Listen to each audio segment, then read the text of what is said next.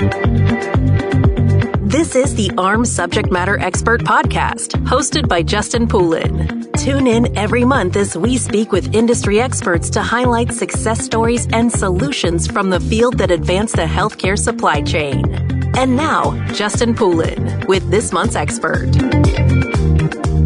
Welcome to another AHRMM SME or Subject Matter Expert Podcast series. I'm your host, Justin Poulin. Joining me now, Cody Fisher, Executive Vice President, Strategic Advisor at Concordance Healthcare Solutions. We're going to be talking about all things AI. It's a hot topic these days, but we're going to talk about how you can power up your partnerships. So, Cody, thanks so much for coming on the AHRMM SME podcast. Absolutely. Thank you for asking me to join. Really excited about the conversation. And like you mentioned, a topic that's, I think, at every conference, and it's a prereq for every conference. And if you're going to present at a conference, you better be talking about it as well. So really excited about it. Well, it's interesting because AI can really be involved in just about anything that anybody does. So it's really about enhancing what you're already doing. So in a lot of cases, it can fit into any conversation. As you mentioned, if it's not coming up at a conference you're attending, we'd be shocked. Cody, why don't you just talk a little bit about your background? I want to spend more time kind of diving into what this means for supply chain. But, what got you interested in AI? How did you find it? How do you get to where you are today? Yeah, it's a great question. I'll kind of keep my personal background story short. About 10 years ago, I'll say I cut my teeth in healthcare. Prior to that, I was in the banking industry. And when I cut my teeth in healthcare, it was on the international side. So a whole lot of travel anywhere but the United States, which lent itself to me seeing a whole bunch of different healthcare environments, from contracting to legal to supply chain. And as I transitioned my way into Concordance Healthcare Solutions, it was in a finance capacity. So I always say, don't be alarmed, you're not talking to finance anymore. I think coming from a finance perspective, it always lent itself to really understanding the power of information and data and understanding the business, right? So, I'll say my personal opinion of finance is a collaborative partner of the business, right? And finance really needs to genuinely understand the business, and the business needs to genuinely understand their impact to the financials of an organization. So I think from that lens, kind of jumping forward to how did I get here personally, or even furthermore, how did Concordance get to where it's at on this journey? Really being involved in the analytics and understanding how the data can drive our decisions and how we can even extend that past reporting on what we're doing and getting more predictive in what we think is going to happen. Lent itself for me to be very intrigued about the overall supply chain and AI and analytics, and even more so of how partners can really maximize their partnerships versus be transactional. So currently at Concordance, I oversee one of our partnerships with Palantir. We've joined forces with Palantir here to create an agnostic platform that's cloud-based that really allows any organization in the industry to connect and to maximize, call it their own data, their own information, as well as collaborate with partners differently. And Concordance is kind of on that parallel path, right? Being a distributor in the supply chain, really taking the stance of providing total visibility upstream to manufacturers into all distribution centers, and the same for providers, providing real-time visibility of inventory and open orders and back orders, basically at clicks of the button, right? So removing the issue of Excel files and really kind of call it playing by an open book. You set the table perfectly, because I was just thinking, when I think about AI and the implications, a lot of times people think AI and VR, and they just start taking this technology and lumping it together. And I look at VR, virtual reality is like, it's an alternate reality. Augmented reality can help enhance your environment with information so that you're more capable of doing your job. AI, I see as, especially in a data analytics side, being a lot like augmented reality. You still have to own this data. You still have to live with it. But it, to me, is all about processing power, because like you said, you can just only do so much with spreadsheets. If you were to boil it all down, am I on point, or would you recharacterize that a little? I think you are absolutely on point with how I would explain it. to your point, there are a lot of different explanations of what AI is, and I'm sure we'll get into more of that, but I see the AI and the modeling and machine learning world within the healthcare supply chain very much like you had stated, Justin.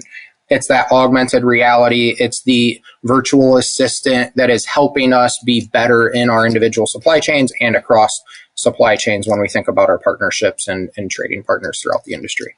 So technology is speeding up, and also is the necessity for healthcare change. And I want to connect those two because I think it's critically important to be thinking about how can we keep up with the pace, and it's really exponential pace.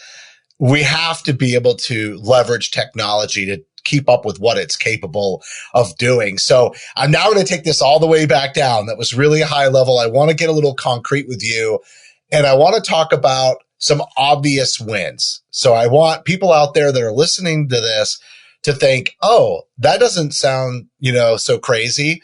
And I want them to get excited. And for those people that are already excited and maybe trying to leverage AI, could be doing it on their own with ChatGPT or any of the other tools out there. I know Microsoft's got one now. They may be playing around with it, but maybe they're more familiar. So I want to give them some, more complex wins too. But let's start with simple wins. How can people be leveraging AI today in the healthcare supply chain?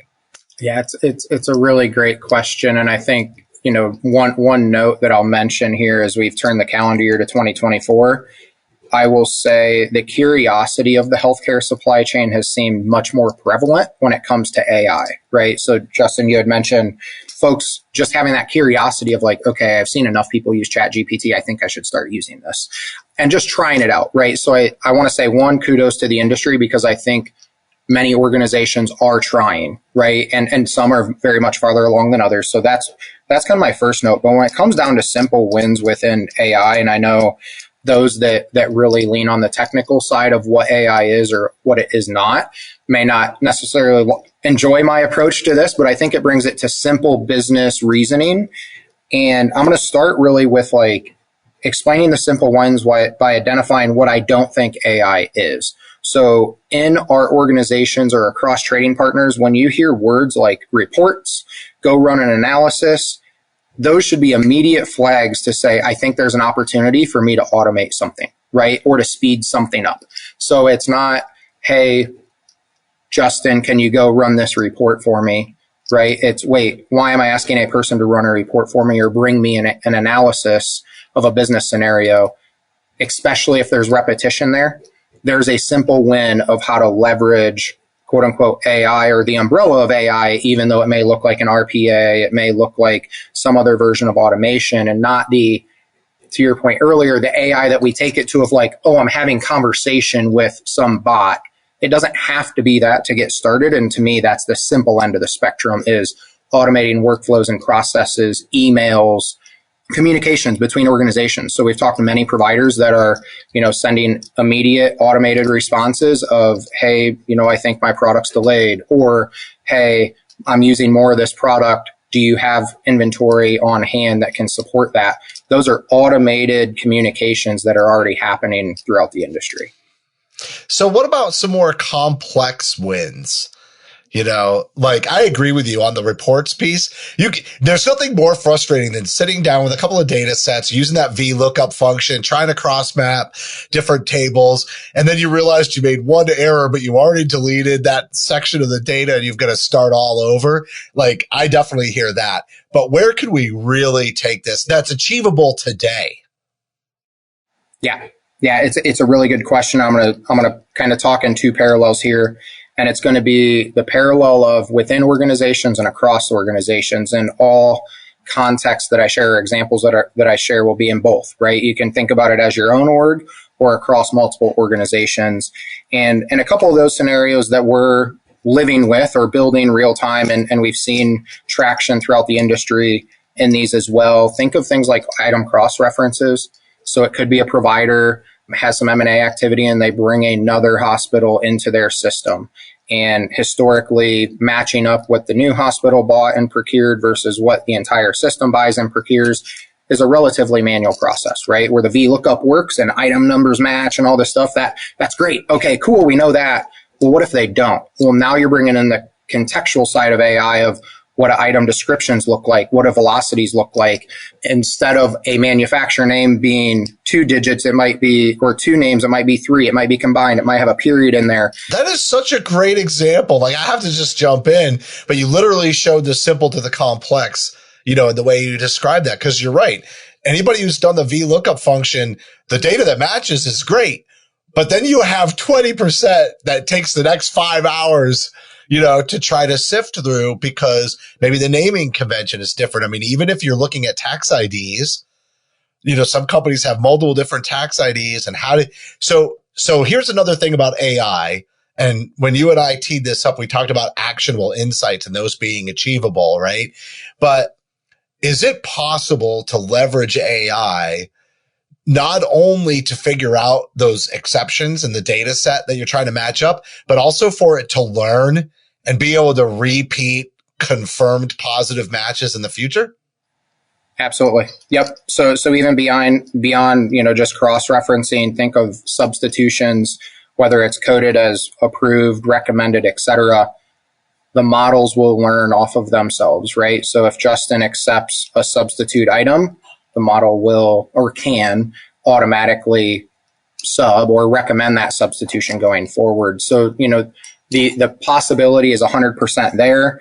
I think at the end of the day, Justin, you hit the nail on the head with insights, right? As an industry, I think we've seen this really big shift from, I hate using the word pre-pandemic, but I'm going to use the words pre-pandemic of pre-pandemic, we really didn't have much visibility, maybe to our own organizations as well as to our partners.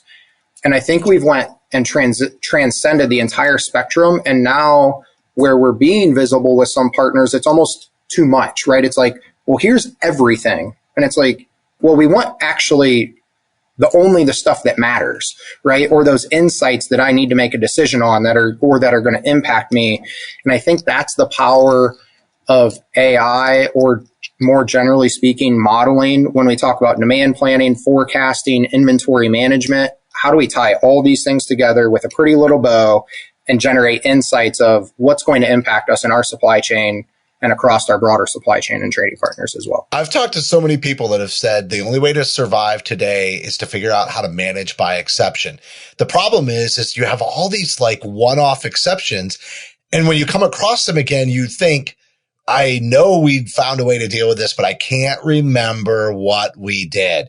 I feel like that's where those actionable insights come into play. Is like, it can say, this is what you did. Do you want to do it again? Instead of you starting to comb through emails or records and say, how did we handle this? We want to be consistent with this. And it's critical to the usability and the accuracy of the data to keep it clean. And so that's important. So with the last 5 minutes here, I want to tie this into powering up partnerships. And I'm going to tee this up with this whole dynamic everybody is very fully aware of. And it's being strained today because transparency is definitely a word we've always talked about, but it's getting a lot of buzz now, especially as people are trying to build a resilient supply chain. You hear transparency all the time, but can we just all acknowledge that it puts this really weird dynamic on the healthcare supplier relationships, because they're both trying to leverage under enormous pressure for profitability and financial viability as a healthcare organization. We're doing this dance, and yet we're saying, but we want transparency. And it's like, well, we want it to a certain point, but not if it hurts us. And so how can AI reimagine how we navigate that kind of tension and become closer together in these partnerships between supplier and provider? Such a good question. I'm going to answer it in 2 ways. I think the qualitative way, and this may not even be directly with AI, right? But when you think about partnerships, I think you have to do a few things as an organization, or maybe even on a personal level, right? And kind of be willing to show your own supply chain issues, right? Or your inconsistencies that might not be perfect. You have to be willing to do that if you want more visibility from your trading partner. I think that's kind of step 1. Step 2 is, I think we also have to mutually agree that visibility is not the end of the journey. It's actually the beginning, right? So once we are more visible with each other, the questions that should exist kind of follow the statement of now what? It's not enough just to share information, but now what do we do with it? And frankly, I think where the power of the partnerships we've seen most be successful, each organization has a genuine understanding that each organization can be better themselves. But in order to be the best version of themselves, they actually have to work together and unlock even a greater, call it maximize potential by, unlocking these partnerships that become important. So on the AI side of it, I think there's a couple things, right? One, transparency and visibility, I would say, are not the same things. So there are some things organizations simply do not want to share for different reasons, right? I think sometimes those things raise up red flags for the industry, and maybe they should, maybe they shouldn't. I'll leave that for another day, right? But I think with the power of AI and modeling, we can really not just get access and visibility to each other, but we can govern information in a totally different way than we ever have before, right? So if there's blocks of information or systems that we don't want to have access or visibility to, those things there's platforms and there's technology that allow that to happen in much, much bigger scale. That is important to us, right? In terms of how we partner with organizations, we know that all organizations use different source systems. They have different nodes of data and different nodes of information. The platforms we're using to partner also need to be scalable in their own way in terms of data connection and how does data get from point A to point B. The days of Excel files need to be organized in columns 1 through AZ in this format so we can transact. At the end of the day, we kind of see it differently, right? We see the mode or medium between the organizations being the dynamic piece, not putting the work on the organization. Yeah. What I really love about what you said too is you really touched on something, which is interoperability. Without the visibility and without data flowing freely in context, because to your point, all kind of that extra data that you don't need, but you're trying to set a format for that data transfer in the old way of doing things. AI can match up what can be matched up. And I think it can be I wanted to say the glue, but glue sounds sticky and things don't move. It's almost like it's what melts the ice and allows the water to flow or something, an escape for a good metaphor.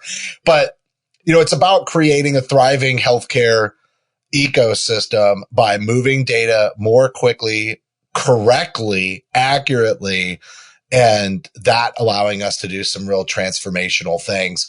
This has been a great conversation, Cody. I think you did a great job of giving some specifics, but also being broad enough to touch on two very important subjects, combining them into this conversation today. But it's really just whetting the appetite. So can people reach out to you directly if they want to kind of continue this conversation, maybe pick your brain on how they could start using AI? Absolutely. Love to collaborate with the industry. I think the way that we all get there is to learn from each other. Again, I think some organizations are farther along than others, but the more we collaborate, the more we can learn and the faster we can get to where we all want to be. So to add to that, you can absolutely reach out to me directly. If you do want to check out the platform that we have built with Palantir and get a look and a feel for what types of applications exist or what opportunities we're looking at tackling there, you can check out wearesurgents.com. And that'll give you some high level information of different applications that are, being built within organizations, but across partnerships as well. All right, everybody. Cody Fisher, Executive Vice President, Strategic Advisor with Concordance Healthcare Solutions. Just a great conversation today about powering partnerships and increasing visibility through utilization of AI and the tools that are out there today. Thank you for listening to this AHRMM SME podcast. I'm your host, Justin Poulin. We'll talk to you next time. Thank you for listening to this episode of the AHRMM Subject Matter Expert Podcast. For additional resources, visit our website at ahrmm.org. That's AHRMM.org.